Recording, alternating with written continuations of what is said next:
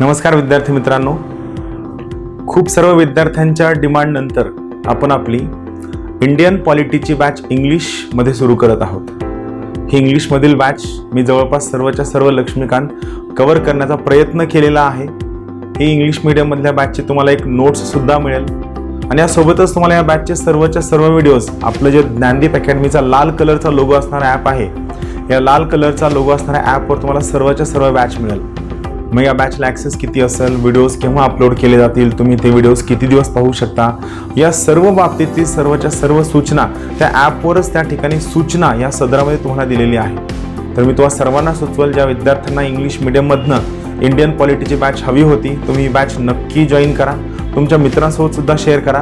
यामध्ये मी तुम्हाला प्रत्येक कन्सेप्ट सांगण्याचा प्रयत्न तर केला आहेच, मात्र या कन्सेप्टच्या सोबतच त्या टॉपिकशी निगडीत जो महत्त्वाचा कंटेंट आहे आणि त्या टॉपिकशी निगडीत जे महत्त्वाचा फॅक्च्युअल डेटा आहे, जो तुमच्या परीक्षेसाठी अत्यंत उपयुक्त असतो, हा सर्वच्या सर्व डेटा सुद्धा मी त्या ठिकाणी देण्याचा प्रयत्न केलेला आहे. सो तुम्हाला सर्वांना विनंती की बॅच शेअर करा आणि जॉईन करा. Thank you.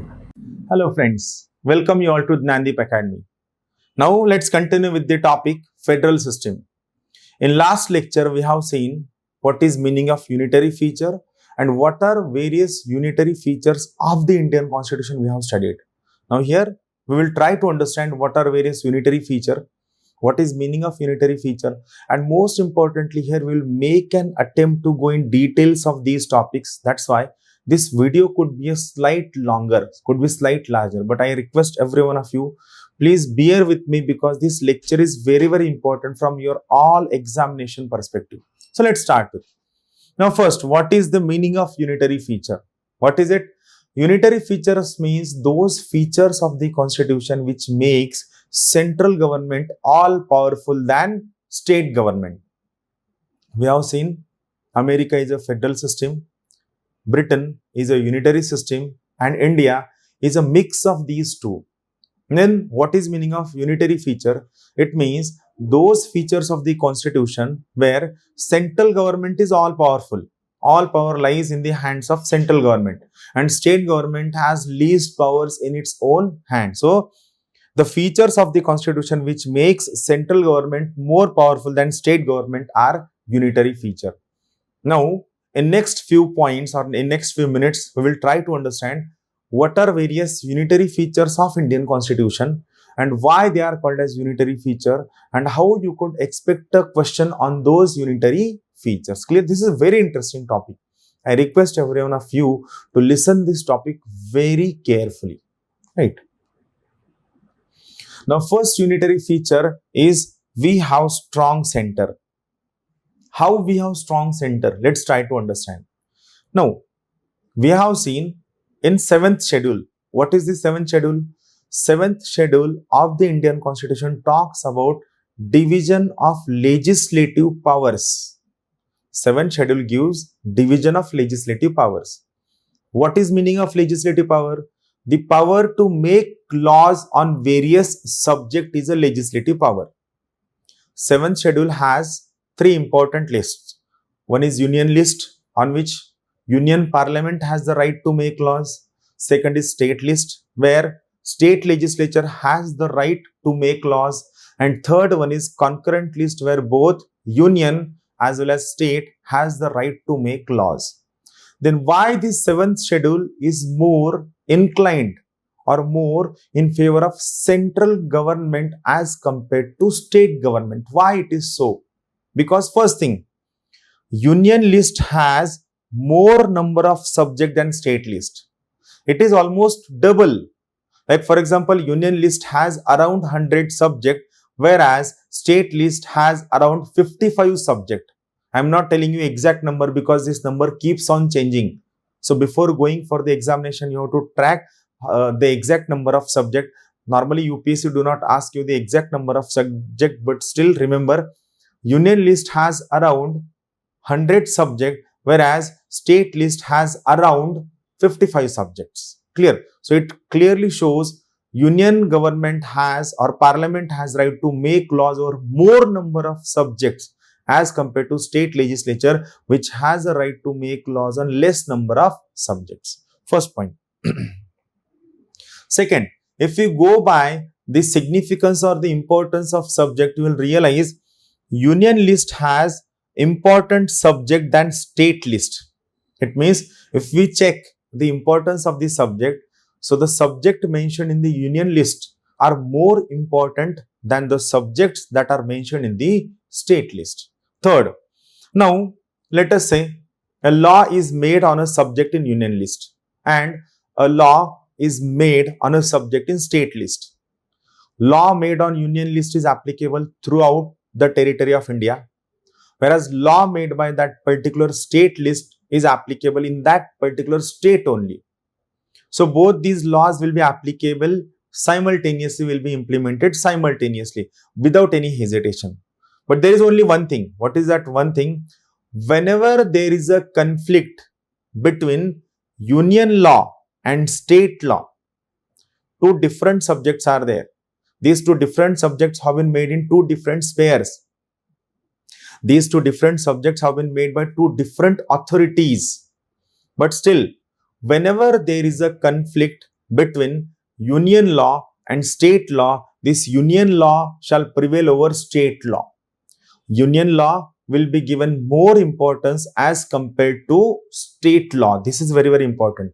So it is written over here, whenever there is a conflict between law made on union list and the law made on state list, in this case, it means in case of a conflict, the law made on union list shall prevail over state list. It means law made on union list will be given importance than law made on state list. Clear? So this is very crystal clear, you have to remember, right? Now, second important point, why we have strong center? Because central government or union law has overriding authority. What is meaning of overriding authority? Authority to override, authority to cancel someone other's law and to take place of that particular or replace that particular law. Central government has overriding authority over state list in concurrent list. So let's think about the concurrent list. Now, concurrent list has three important statements. I listen this thing very carefully. Concurrent list has three important points. First point, the subject mentioned in the concurrent list, why they are important? Because both parliament as well as state legislature have the right to make laws on a subject mentioned in the concurrent list. Both parliament as well as state legislature can make a law on a subject in the concurrent list. First point. Second point, law made by parliament and law made by state legislature on that single subject of concurrent list shall be implemented simultaneously. Shall be implemented simultaneously without any problem, as long as there is no conflict between union law and state law on concurrent subject. But third point, whenever there is a conflict between central law on that subject and state law on the same subject of concurrent list, in this case, union law shall prevail over state law. In this case, central law shall prevail over state law. Clear? I repeat the three sentences once again. Both parliament as well as state legislature has the right to make law on concurrent list. Both laws shall be implemented simultaneously. Second point. Third point, whenever there is a conflict between a union law and state law on a subject mentioned in the concurrent list, the union law shall prevail over state law. This is third important statement. Clear? So this obviously shows that central government has overriding authority over concurrent list. What we have seen in this particular slide, here we have seen, see, in this third point, we were not talking about concurrent list. In this third point, we were talking about union list and state list. So which list has upper hand over another list? Union list has upper hand over state list in this slide. And in this slide, we are talking about concurrent list. In concurrent list, both parliament as well as state legislature has the right to make laws. Both laws will be implemented simultaneously. Then where the problem comes, whenever there is a conflict between union law and state law on concurrent list subject, in this case, the law made by union government or parliament shall prevail over state law. That's why we have strong center. So here I just want to clarify the 4 important statements. First, union list has more subject than state list. First point. Second point, union list has more important subjects than state list. Third point, whenever there is a conflict between union list and state list, in this case, the law made on union list shall prevail over state list. Third point. And fourth point about concurrent subject. Whenever a law made on concurrent list and whenever there is a conflict between union government and state government on a law made on concurrent subject, in this case, law made by union government shall prevail over state law. These 4 points make strong center. That's why we have strong center. Another addition to this point, residuary power. Now, what is meaning of residuary power? Those subjects which are ad hoc subject, which are new subject, or the subjects which are not mentioned in union list, state list, or concurrent list. They are called as residuary power.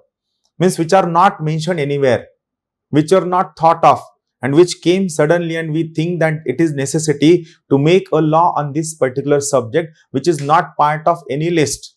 It is called as the residuary power. Then what is the case in residuary power?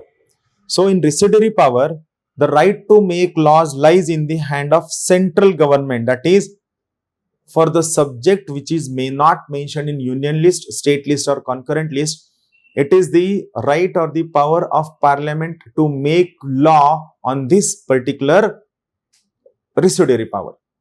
Right? Parliament has the right to make a law on residuary power. In case of USA, residuary power lies in the hands of the states. So this is the difference. In USA, residuary powers lies in the hands of states, whereas in India, the residuary power lies in the hands of union parliament. Clear? So this makes central government strong. We have strong center. Now, second important point. Indian Union, here I will use word union. Indian Union is not indestructible. Indian states, I will change my words. Indian states are not indestructible. See, first let's think about the word indestructible. It means which cannot be destroyed. What is the meaning of only word indestructible? Which cannot be destroyed. Not indestructible means they can be destroyed. I will just make this point very clear. See, what is destructible? The meaning of destructible, which can be destroyed, right? Then indestructible, which cannot be destroyed. Then not indestructible means the thing which was not indestructible. It means it is this not and this in cancels each other. It is destructible. It means Indian states are destructible. Means what? It is very interesting thing. See, I will explain the lines given over here. Listen it very carefully. If you get this point, it is very easy to understand the topic on union and its territory. See, in India, states do not have right to territorial integrity. Whereas in USA, states have right to territorial integrity. I repeat these two statements once again. First, in India, states do not have right to territorial integrity. In USA, states have the right to territorial integrity. In USA, states have the right to territorial integrity. These 2 points are there. Now, what is meaning that in India we do not have territorial integrity for the states? See, it means the territory of a state can be broken down, can be reduced, can be enlarged. What is meaning of no territorial integrity? It means the territory of a state, for example, Maharashtra is there, Uttar Pradesh is there, Kerala is there, Tamil Nadu is there, or Assam, Meghalaya is there. These states' territorial integrity is not intact. It can be changed. This territorial integrity can be destroyed. It is given over here. Parliament can change the name, area, boundary of a state without consent of the state. It means if you want to change name of a particular state, there is no need for consent of the state. So see, it is a unitary feature. And who has the right to make changes in the name, area and boundary of a state? Parliament has the right to make change in the name, area and boundary of a state. It is ultimately union government has the right to make changes into the name, area and boundary of a state. These changes can be made with simple majority of the parliament. See, just imagine, just with a simple majority. So it is very different. It is very improper thing. Here, entire power lies in the hands of the central government. It comes under Article 3. Whereas in case of USA, a state's area, name and boundary cannot be changed by federal government, cannot be changed by central government. Whereas in case of India, central government, that is Union Parliament, has the right to change the name, area and boundary of a state without consent of the state with just simple majority of Lok Sabha and Rajya Sabha. This makes states at the mercy of central government. This makes central government all powerful, who can change name, area and boundary of a state. Clear? That's why states are not indestructible. It means states are destructible. Clear? That's why these two important statements. India, it is an indestructible union. Why indestructible union? Because no state has the right to move away from Indian Union. No state in India has the right to move or to secede away from Indian Union. That's why our union is indestructible, but our states are destructible. But our states are destructible. Why our states are destructible? Because the name, area and boundary of Indian states can be changed by parliament with just simple majority without approval or without consent of the states. That's why India is an indestructible union. India cannot be destroyed with destructible states. Then what about US Federation? It is an indestructible union. It means even US states do not have right to move away from US Federation. But only thing is that theoretically they have right to move away from US Federation. But in practice, the process of moving away from US Federation is very difficult. That no state can move away from US Federation. That's why it also called as indestructible union of indestructible states. It is also called as indestructible union of indestructible states.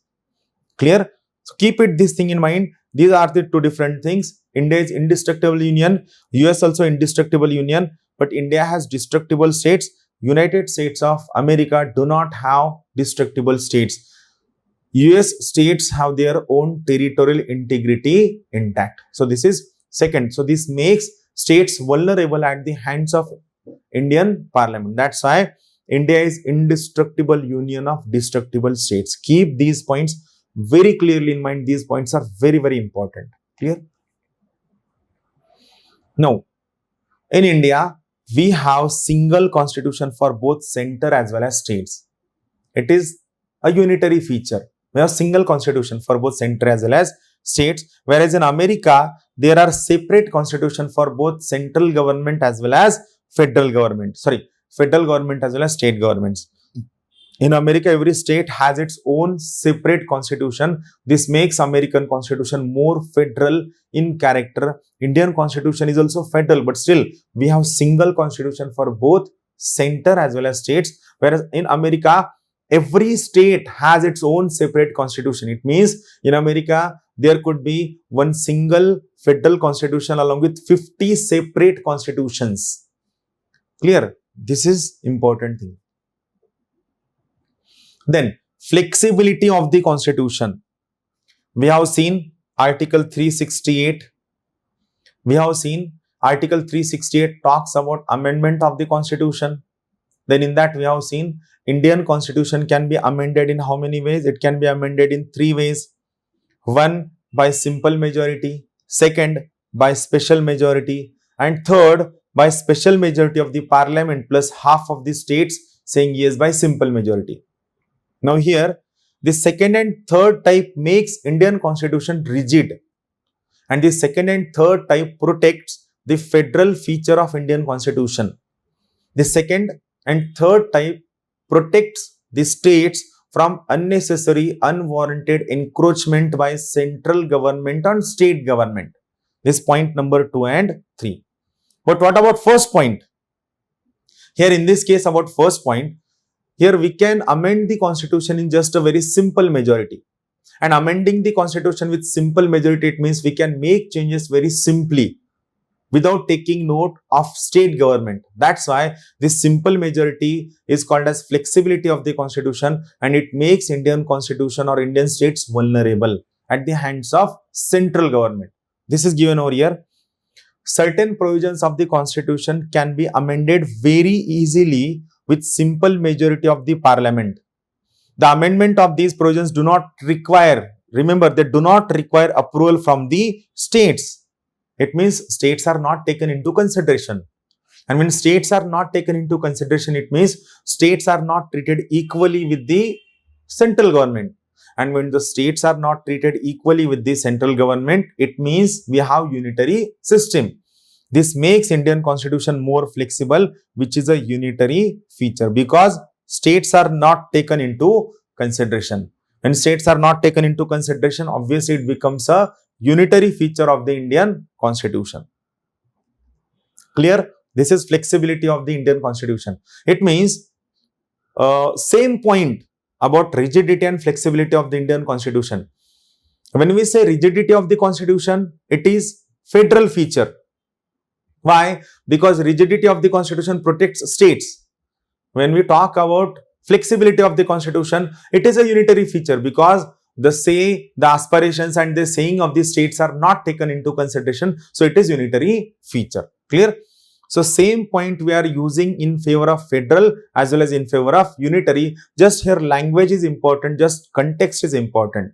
So a confusion might come in your mind, sir, how same point can be unitary as well as federal? Just listen the wordings very carefully.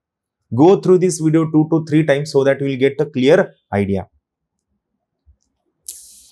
Now, another point. Majority part of the constitution is amended by central government. Another point. State government do not have right to initiate amendment procedure. State government do not have right to bring amendment bills. State government cannot amend Indian constitution. It is only central government which has the right to amend Indian constitution. That's why it is unitary feature. Power to initiate amendment in the constitution lies in the hands of center only in case of India. Who can initiate amendment? Only center can initiate amendment. But in case of USA, states can propose amendment in the constitution. That's why US is a federation system, whereas India is not a federation system. Most of the features in the Indian constitution are unitary in the nature. Then fifth important point. There is no equality of state representation. This is very important. In India, states are not represented equally. And if the states are not represented equally, it means it obviously shows that states are not equal. Whereas in case of America, all states are represented equally in the Senate. Senate, which is upper house of American Congress, which is important house of American Congress. In Rajya Sabha, representation is given on the basis of population. That's why Uttar Pradesh and Maharashtra have the largest number of seats in Lok Sabha and Rajya Sabha, which is not the case in America. In USA, the Senate, that is upper house, all the states are given equal representation. 50 states are there with 2 seats each. Total strength is 100. It is safeguard for smaller state. Why? Because Senate is important house. As in case of India, Lok Sabha is important house. In the same way, in America, Senate is important house, where every state is being given due representation. Every state is given similar representation. So, no equality of state representation. So, states are unequal, and unequal state means अगर किसी को पंतप्रधान बनना है तो उसको UP से चुन के आना पड़ता है. And this is the unitary feature of Indian Constitution. Then emergency provisions. Emergency provisions, we are going to study the topic on emergency in detail. But remember, emergency provisions are given in part 18 of the Indian Constitution. First thing, emergency provisions, only central government has the right to impose emergency in India. State government do not have right to impose emergency in India. This is very, very important line. I repeat once again, only central government has the right to impose emergency in India. State governments do not have right to impose emergency in India. Now, what happens when emergency is imposed? When emergency is imposed, central government becomes all powerful. All powers of the central state governments, whether they are legislative power, executive power, financial power, or disaster management power, all powers of the state governments goes in the hands of central government. So when power goes in the hands of central government, it automatically becomes unitary. And this does not require any parliamentary approval. This transfer of power does not require any law. It goes, the power goes in the hands of parliament automatically. That's why this is important. You have to remember, it converts federal provisions of the constitution into a unitary one without formal amendment of the constitution. That's why it makes this entire emergency provisions completely unitary. Our constitution has three types of emergencies. Article 352 talks about national emergency. Article 356 it talks about state emergency. Article 360 it talks about financial emergency. We are going to study the topic on emergency in detail. Central government becomes all powerful when emergency is imposed. This is important. Clear? Now, the next important feature is single citizenship. In India, we have single citizenship, which means there shall be a citizenship of India only. Every person who has got citizenship in India shall be called as citizen of India only. There won't be I am citizen of Maharashtra, I am citizen of Uttar Pradesh, I am citizen of Jammu and Kashmir. This condition won't be there. There is a single citizenship in India, which is not the case in America. In America, there is a concept of dual citizenship, which means every state has its own separate citizenship, unlike India, where we have a single citizenship. There is only Indian citizenship and no separate state citizenship. Whereas certain countries like America is there, Switzerland is there, Australia is there, have their dual citizenship. It means there will be a central citizenship along with there will be a state citizenship in case of these countries. So single citizenship is also a unitary feature where the citizens are not given citizenship of their respective states. They are given citizenship of a nation only. Clear? So this is single citizenship and this is dual citizenship. So India, we have single citizenship only. We do not have dual citizenship. The next important feature, integrated judiciary. While studying features of the constitution, I have explained you what is the meaning of integrated judiciary and what is meaning of separated judiciary. In India, we have integrated judiciary. In America, there is a separate judiciary. Now, what is integrated judiciary?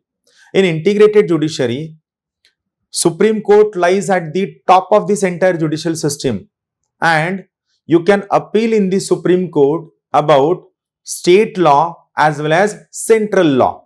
It means Supreme Court in India has the right to hear appeals in state law as well as central law. Whereas in America, there is a separate judiciary. For any state law, you have to make appeal with the Supreme Court of that state only, not at the Federal Court of Appeal. Federal Court of Appeal in America shall hear cases against the state government and central government, against the state government and state governments only. It means separated judiciary. The appeals in case of state law shall lies in that state's Supreme Court only. These appeals will not go to Federal Court or the Apex Court in America. That's why integrated judiciary is a unitary feature where the Supreme Court has the right to hear cases against state law as well as union law. Whereas in separated judiciary, federal court of appeal, like India we have Supreme Court, America has federal court of appeal. So Indian Supreme Court can hear appeals against state law as well as union law. Whereas in case of federal court of appeal in America, it hears cases against only federal law. It do not hear cases against any kind of state law. That's why separated judiciary is a federal feature, whereas integrated judiciary is a unitary feature. In India, there is a single system of courts which enforces both central laws as well as state laws. Whereas in America, there is separated judiciary and there is double system of courts for both center as well as states. Clear this thing? So remember, you have to just remember one thing: integrated judiciary is a unitary feature. Then the most important unitary feature is All India services, right? Here first line I have given very important. I will just read out that line and will explain this line, which is very important for every one of you who are preparing for civil services. See, first line: state governments have immediate control over All India services. Here important word is immediate control. State governments have immediate control over All India services, while central government has ultimate control over All India services. Why it is so? This is very interesting topic. I just request every one of you to listen this topic very carefully in a very neat manner. Just see. Now first, what are the important All India services we have in India? In India, we have three important All India services: IAS, that is Indian Administrative Service; IPS, Indian Police Service; IFOS, that is Indian Forest Service. Now, these new All India services are created by Article 312 of the Indian Constitution. Remember this thing. Any new All India service, if you want to create, it is created by Article 312 of the Indian Constitution. So what Article 312 says? A new All India service shall be created by law of the Parliament. So they could ask you a question: a new All India service is created by law of the Parliament, or it is created by resolution of Rajya Sabha? No. Remember this point very clearly. Any new All India service is always created by law of the Parliament only. Any new All India service is always created by law of the Parliament only. But to pass this law, you should have a resolution of Rajya Sabha. It means once a resolution of Rajya Sabha is passed, Parliament makes a draft bill. That draft bill is put in the Parliament, in the Lok Sabha as well as in Rajya Sabha. At both these places, this bill is passed and then a new All India service is created. Clear? So keep this thing in mind. A new All India service shall be created by law of Parliament only, but for making this law or for passing this law, resolution of Rajya Sabha is needed. Now, why resolution of Rajya Sabha is needed? We'll see forward. Now, one thing. Now, I will explain you why the first statement. See. Now, All India services, IAS, IPS, IFS. Examination for this post is taken by UPSC. UPSC is a exam conducting body. It is a recruiting agency, Union Public Service Commission. After conducting of the examination, the names of the successful candidates are being recommended to DOPT.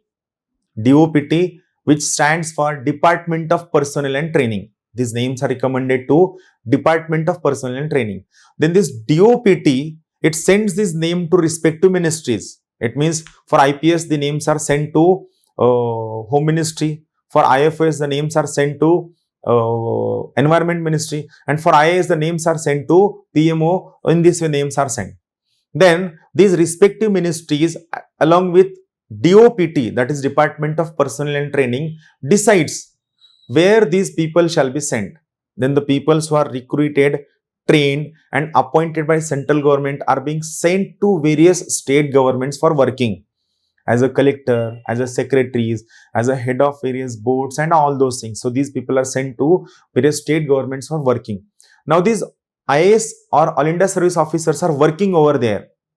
Now while working over there, what happens? If a mistake is committed by the member of All India Services, then, now this is important, then state governments can suspend that officer or state government can stop the promotion of an all India service officer. But the most important, state governments do not have right to terminate the service of this all India service officer. State government can maximum suspend an officer, it can stop promotion of an officer, but state governments do not have right to terminate or cancel the service of an all India service officer. It is only central government which has the right to terminate the service of an all India service officer, only central government.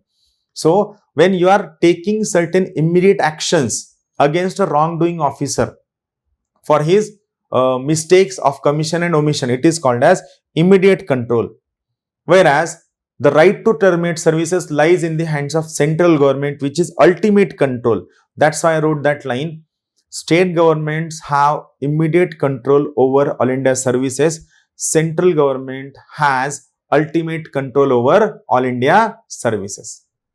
Clear this thing. Now, one very, very important thing, a very interesting thing that you have to remember. It means whenever an all India service officer commits a mistake, he can approach central government. So here there could be a conflict between central and state. And why this protection was there? This protection was given by Article 311 of the Indian Constitution. 311. What it says?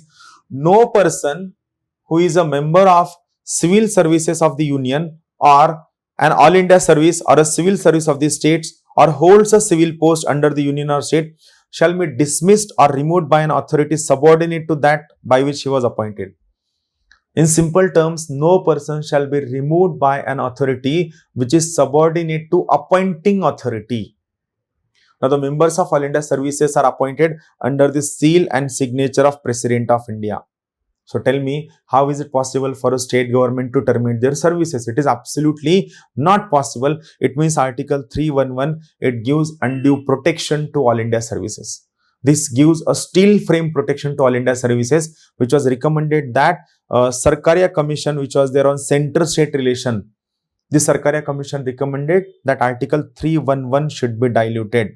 Sarkaria Commission recommended Article 311 should be diluted. And second, Raj Mannar Committee said that these all India services should be abolished. It was very strong decision. It was a very strong recommendation. Raj Mannar Committee recommended for abolition of all India services. Raj Mannar Committee was appointed by Tamil Nadu. It was Tamil Nadu State Administrative Reforms Commission, TNARC. It recommended all India services should be abolished. Clear? So these two things remember in mind. I will just revise all India services once again. Listen this very carefully. State governments have immediate control over all India services, whereas central government has ultimate control over all India services. Clear? This thing is point. Now, 3 all India services are there: IAS, IPS, IFOS. Article 311 talks about creation of new all India services. So what it says, a new all India services shall be created by law of the parliament. But to make that law, resolution of Rajya Sabha is needed. Then state government can suspend or stop the promotion of an all India service officer. It is called as immediate control. But the right to terminate the members of all India services lies in the hands of central government. So this clearly indicate state government has immediate control over all India services, whereas central government has ultimate control over all India services. How this protection comes? Article 311, it said, no person shall be appointed by an authority which is subordinate to appointing authority. So this makes it very, very clear that state governments do not have right to remove these persons. Here 2 important recommendations. Sarkaria Commission recommended the powers of Article 311 should be reduced. And second, Raj Mannar Committee recommended for abolition of all India services, that is Tamil Nadu State Administrative Reforms Commission. Now, next is we have integrated audit machinery. It is same point like judiciary. We have integrated judiciary. Same, we have single audit machinery for center and state. Indian Constitution provides for single CAG, that is audit machinery for center and state. Here one thing you have to remember, I'll just repeat once again. Remember, CAG, which is Comptroller and Auditor General, this CAG audits the accounts of center as well as states. I repeat once again, CAG audits the accounts of center as well as states. But there is another authority was appointed in 1977. Its name was CGA, Controller General of Accounts. CGA maintains accounts of the state. Center maintains account of center. Then who maintains account of state? Remember, states accounts are maintained by CAG. So one thing very clear. Now listen carefully. CAG, it maintains accounts of the state and it audits those accounts. For example, you have an account, right? Let us say your father has been given a charge to maintain account and audit those accounts. Like he will be writing the paper and he himself will be evaluating the paper. He can manipulate now. That's why this change has been made. So what is current scenario? CAG can maintain account of the state as well as audit, examine those accounts.